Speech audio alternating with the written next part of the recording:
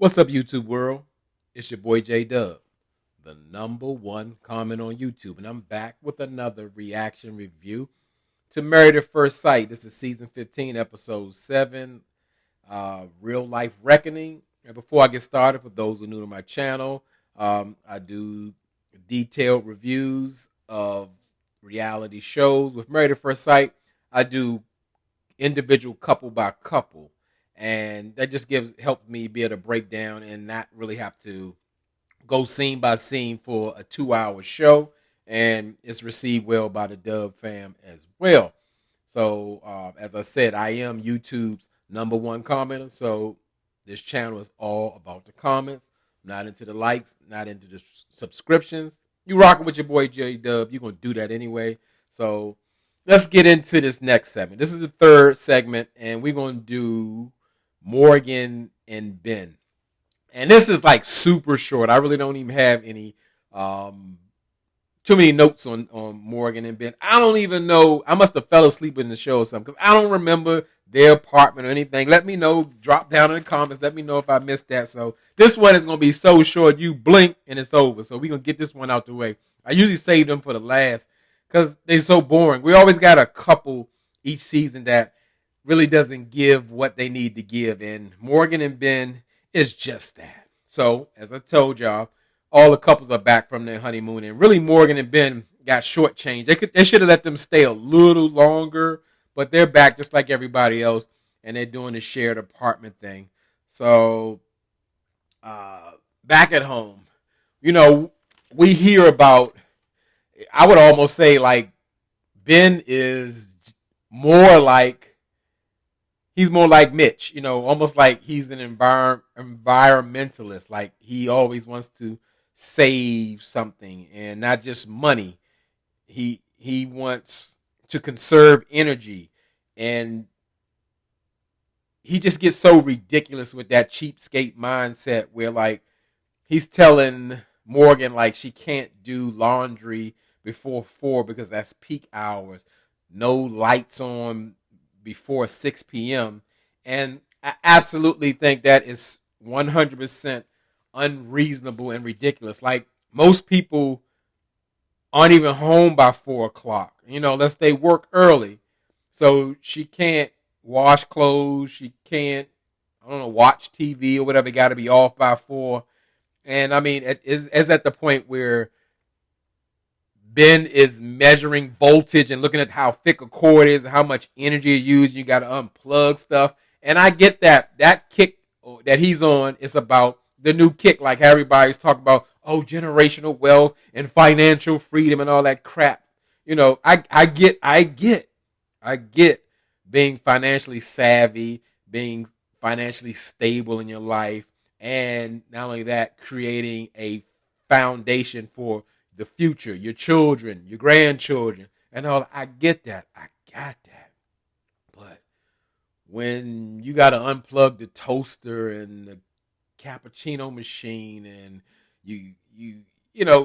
and what kills me with Bihn, he always just says with a smile, like, yeah, like, we only can take baths once a week. We take baths once a week, and we got to use the same water, and I go first. You got to sit with that. And he just smiles, and Morgan seems like, a wife that wants to compromise, but it's getting utterly ridiculous. Like I said, this financial freedom kick where you're always going to have bills, but you don't want to be bogged down in debt. I got that, but it's like you gotta. This is what I'm thinking. This is me. Like in my auntie's advice voice. In my opinion, I don't think that's living. I think that's like utterly ridiculous. Like, hey, guess what? Maybe you want to save all your money and give it to your grandchildren. So when you pass away, they will go buy a Ferrari with your life savings. If that's what you want, that's what you want. And not that all of will blow it or waste the money, but the fact of the matter is, I'm thinking, in my opinion, why don't you enjoy some of that while you're here? Right? Just some of it. My gosh. I'm like, it drives me nuts. Like, that's the way, like, I'm a I'm gonna keep the same car for 50 years. It's falling apart. My feet can touch the ground, but I'm financially free. It makes me sick to my stomach. This is a short life. And what I mean, none of us know when we're gonna go. So you spend your whole life depriving yourself, you know, living in the dark, using candles. You can't go on vacation. You can't buy a new toothbrush. You can't have new shoes. You can't have cable. You can't do anything. What you waiting for?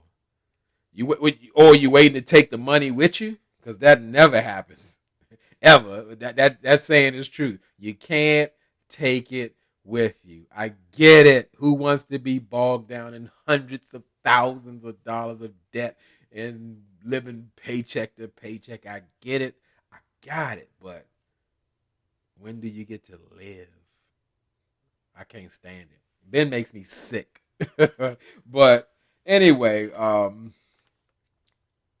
Pastor Cal was doing house calls through it. And it's funny, it's something bringing it up like, Pastor Cal, is he the only expert here or available? Because as far as I know, we were supposed to get like 2 more experts throughout the process, and I haven't seen him yet. We on episode 7. Shouldn't we hear a hint or something? I don't want to just see him on Decision Day. That doesn't make sense. So Pastor Cal's doing his visit to Ben and Morgan, and they have an issue. They have an issue because Morgan told Ben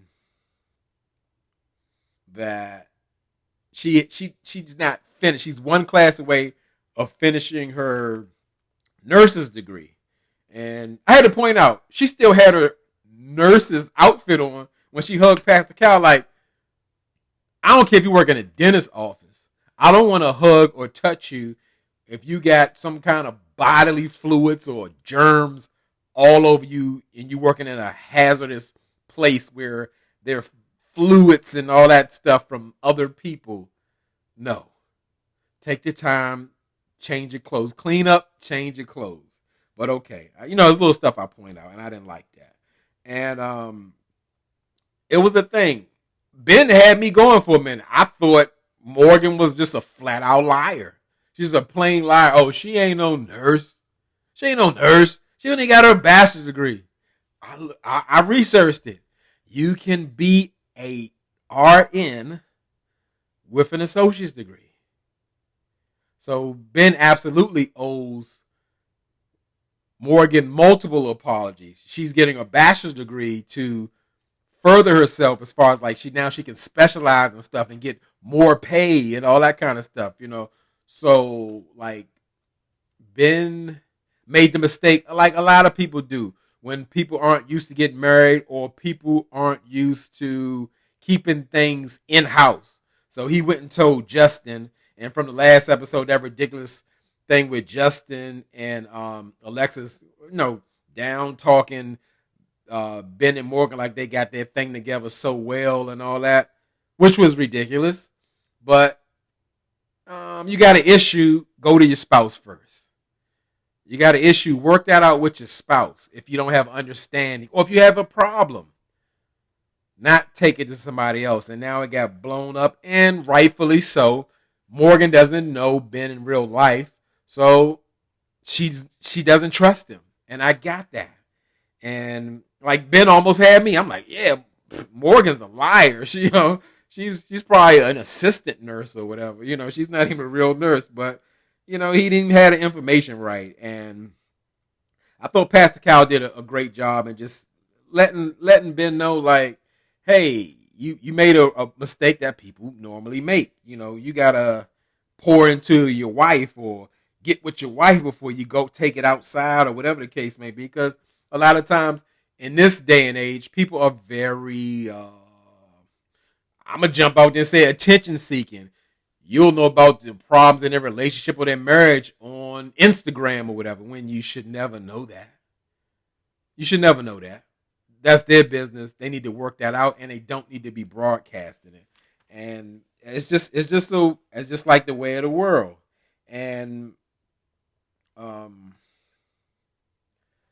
I would definitely say I think Pastor Cal kind of made a breakthrough when it was kind of he was trying to get through to Morgan to try to get her to trust again and forgive. And it really also showed that meeting showed how immature and the lack of experience that Ben has in, let's say, human emotions. Because Pascal mentioned like the way, like how they made up or whatever, and Ben like patting her on the back or giving her a bump or whatever, like she a buddy. Yeah, she's already like tomboyish through the Muay Thai kickboxing and all that kind of stuff. He doesn't treat her like a lady, and then he hits Pascal with, well, like, oh, show affection, I'll YouTube it. You're a grown man. That is ridiculous. Now, don't get me wrong. YouTube can teach you a lot of things. I learned how to use a chainsaw through YouTube. It's a thing. But when you don't have the capacity as a husband to know how to show affection and treat your woman like a lady, you got a lot of learning to do. It ain't time to get married. So, with them, that's all I got. It's just missing. Like I said, I don't remember. I don't remember seeing anybody apartment. I don't know if I fell asleep or I don't know what happened. I ain't seen nothing. So get down in the comments. Let me know what you think. Of course, something I missed. And let's do the next video. What we on? Shoot, we rolling right along. So we on number 4 after this one. As I tell y'all could be anywhere in this YouTube world, but you're here with me. I really appreciate it, and I really mean it.